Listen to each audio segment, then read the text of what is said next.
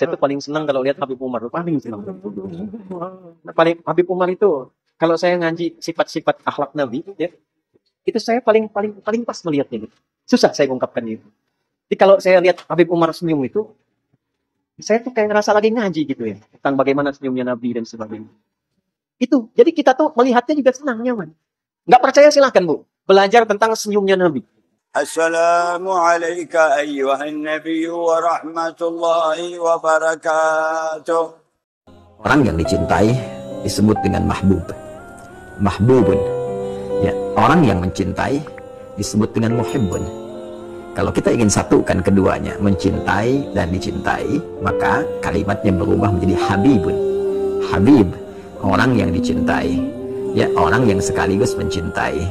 Maka seringkali ya keturunan-keturunan Rasulullah itu disebut dengan Habib untuk memberikan kesan bahwa keturunan-keturunan Nabi mesti menjaga nilai mawaddah yang diturunkan langsung oleh Rasulullah dengan banyak melahirkan cinta kasih pada sesama, baik dalam bentuk amar ma'ruf ataupun nahi mungkar. Dan saat yang bersamaan ada isyarat kepada kita untuk mencintai mereka, tidak menyakiti mereka, karena menyakiti mereka adalah juga menyakiti langsung pada Rasulullah SAW. Ini tisu berapa harganya tisu ini? Tapi kalau sudah dilapkan, diusapkan ke mukanya Umar, oh 200 juta ditawar semua. Setelah saya mengenal dakwah dari orang-orang Salafi, saya semakin sadar bahwa apa yang mereka ajarkan terkhusus habaib. Meskipun tidak semua habaib seperti mereka, ada habaib yang benar-benar mengajarkan Quran dan Sunnah, tapi di antara mereka mayoritas mengajarkan takhayul, bid'ah, dan khurafat. Bahkan bid'ah yang paling luar biasa, mereka punya ibadah tawaf di Tarim sana yang diyakini didapatkan informasi dari mimpi oleh seorang manusia yang dianggap wali kutub, yaitu Umar bin Hafiz. Beliau bermimpi katanya bahwa kuburan Nabi Hud ada di situ. Dan apa yang mereka lakukan? Mentawafi tempat yang diduga kuburan keramat itu. Layaknya Ka'bah, teman-teman. Nih videonya. Layaknya Ka'bah, mereka tawaf di situ. Bid'ah yang sangat luar biasa diajarkan oleh habaib. Assalamualaikum ala sayyidil mursalin. Assalamualaikum ala khatimin nabiyyin.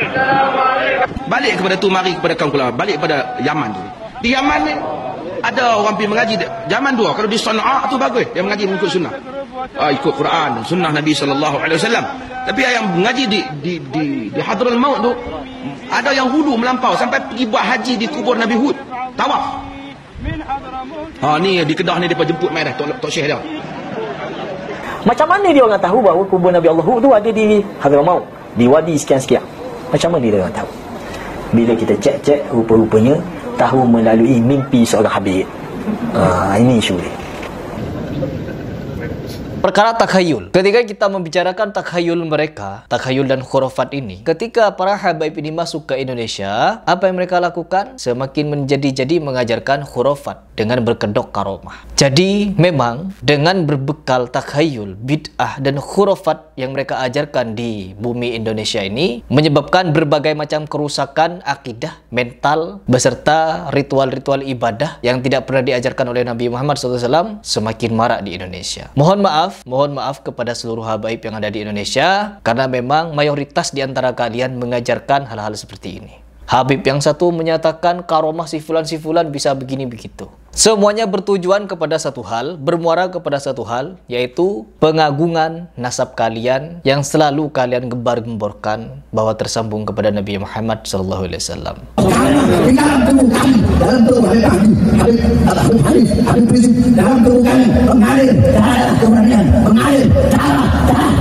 Alhamdulillah, Habib dan saya dan Umi dan adik dan istri telah meminum darah Rasul SAW sebentar tadi. Kalau kita mau berbicara masalah genetika, orang memiliki keturunan, pastilah keturunannya itu ada gen dari leluhurnya, bahwa gen itu adalah gen terbaik. Diingat baik-baik, gen terbaik. Sehingga apa? Dengan gen tersebut bisa melahirkan orang-orang terbaik pula. Sampai-sampai diakui oleh Ustadz Adi Hidayat bahwa Indonesia ini memiliki mutiara, berlian, atau apalah istilahnya, yaitu berupa keturunan Nabi Muhammad SAW yang dijuluki habaib. Di antara sekian nikmat yang Allah anugerahkan kepada bangsa dan negara Indonesia ini adalah hadirnya generasi-generasi terbaik yang tersambung nasab mulianya kepada Rasulullah Sallallahu Alaihi Wasallam. Tahukah Anda yang menentukan bahkan mengusulkan hari dan waktu proklamasi kemerdekaan Negara Kesatuan Republik Indonesia itu adalah seorang Habib Ali bin Abdurrahman Al-Habsyi atau dikenal dengan Habib Ali Kuitang. Assalamualaikum ayyuhan nabiy wa rahmatullahi wa barakatuh. Jelas harusnya para habaib ini, kalau memang Ustadz Adi Hidayat, orang yang saya kagumi dulunya, bahkan tahun 2023 kemarin saya masih meminta fatwa kepada beliau tentang hukum silat dan beliau berkenan untuk memberikan jawaban. Namun ternyata memang keyakinan beliau berbeda dengan keyakinan saya, teman-teman. Meskipun awalnya saya masih membela beliau ketika dibully oleh berbagai macam postingan, ada beberapa postingan membuli beliau, menghujat beliau karena memuja-muji guru sekumpul dan lain sebagainya, saya bela. Ya, saya membela Ustadz Adi Hidayat pada saat itu. Ada masih videonya. Namun pada kenyataannya memang betul, teman-teman. Ustadz Adi Hidayat memang sudah mengakui bahwa dirinya berada di sisi sufi. Ya Allah. Akhirnya saya mulai tidak respect kepada beliau. Ditambah lagi berfatwa tentang hukum musik, As-Su'ara surah pemusik. Makin jauh saya dari beliau. Makin saya ingin melawan fatwa-fatwa dari beliau ini dengan menghadirkan fatwa-fatwa yang lebih arif. Karena apa? Bahaya. Syiah dan sufi Ba'alawi ini ajarannya mirip-mirip, teman-teman. Cinta ahlul bait wajib, fardu. Mencintai ahlul bait berarti hukumnya fardu, wajib. Sama kayak ente sholat 5 waktu, fardu. Siapapun tanpa pandang bulu, mau alirannya sesat, mau dia itu bodoh, mau dia itu bukan, misalnya bukan orang bener-bener orang ahli maksiat, itu keturunan Nabi. Dan hal yang paling membanggakan lagi, ketika kita membahas seperti ini, ujaran-ujaran, ucapan-ucapan, makian-makian, dan hal-hal kotor lainnya akan dilemparkan kepada kita oleh muhibbin mereka. Tidak sedikit, sangat-sangat banyak. Awal-awal ketika saya membahas guru sekumpul, teroran saya luar biasa, teman-teman. Diteror 3 tahun yang lalu, diteror Harry Pras mati-matian oleh siapa namanya? Oleh muhibbin guru sekumpul. Sampai mau dipenggal, mau dibunuh. Dan berlanjut lagi. Pembahasan khurafat saya berlanjut lagi kepada Faqih Muqaddam. Lebih parah lagi. Habib-habib, Habib fulan. Sampai ada Habib siapa itu kemarin? Habib Mahdi. Sempat teleponan dengan saya. Debat di situ. Gara-gara Faqih Muqaddam dan siapa lagi? Guru sekumpul. Dua sosok ini ketika saya mengkritisinya, habis. Saya itu diteror berbagai macam teroran oleh mereka. Muhibbin-muhibbin ini. Kata-kata kotor, umpatan, cacian, makian, jorok, kata-kata kelamin keluar semua dari mulut mereka. Jari-jari mereka ngetik. Inilah sebab akibat dari ulama toksik yang bernama Habib Rizik Syihab. Agar kalian tahu, saya mantan muhibbin. Teman-teman saya di kampung heran. Kenapa Harry Pras yang dulu menggilai Habib Rizik Syihab sekarang malah menentang Habib Rizik mati-matian? Karena saya sudah sadar. Saya sudah sadar. Dan mengingat lagi beberapa perkataan Habib-Habib ini yang mendoktrin kepada umat. Memang betul, teman-teman. Sebelum mereka mengatakan syirik, musyrik, dan lain sebagainya kepada orang-orang, kemarin heboh juga pernyataan Habib Rizik Syihab yang menyatakan Deddy Mulyadi bapak musyrik. Ya Allah, julukan-julukan seperti itu. Karena apa? Kang Deddy Mulyadi membuat patung-patung. Tapi patung itu bukan untuk disembah, teman-teman. Hanya untuk memperkenalkan. Meskipun saya tidak setuju dengan patung itu, tapi bukan berarti saya mengatakan Deddy Mulyadi musyrik. Tapi Habib Rizik jelas mengatakan musyrik, begini, begitu. Golongan ente, Pak Habib, banyak yang mengajarkan kemusyrikan. Adalah Tuhan kalian. Allah. Apakah bukankah aku Tuhan kalian? Menganjurkan datang ke kuburan agar hajatnya terkabul. Minta-minta di kuburan. Kuburan fulan, Habib fulan bisa mengabulkan 40 hajat. Anak mau Mekah Madinah, sudah pamit harus pulang. Sedih. Di mimpi Rasulullah SAW ketika di mimpi mengatakan bahwasanya, wahai fulan, apa kamu nggak tahu ziarah cucuku Abdullah bin Ali al-Haddad tugdo arba'ina haji. 40 hajat kamu kalau kamu ziarah Allah akan. Kuburan Habib fulan mengabulkan 70 hajat. Maka hendaknya kalian berziarah ke kuburan.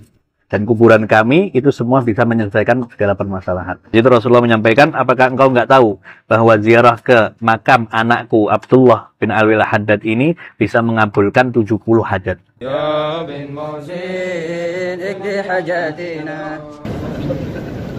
Di WC-nya Tarim, kamar mandinya di Tarim, Yaman sana, bisa terkabul 1 hajat. Doa ning kota Tarim itu dikabulkan oleh Allah walaupun di dalam kamar mandi. Ning jeding doa terima.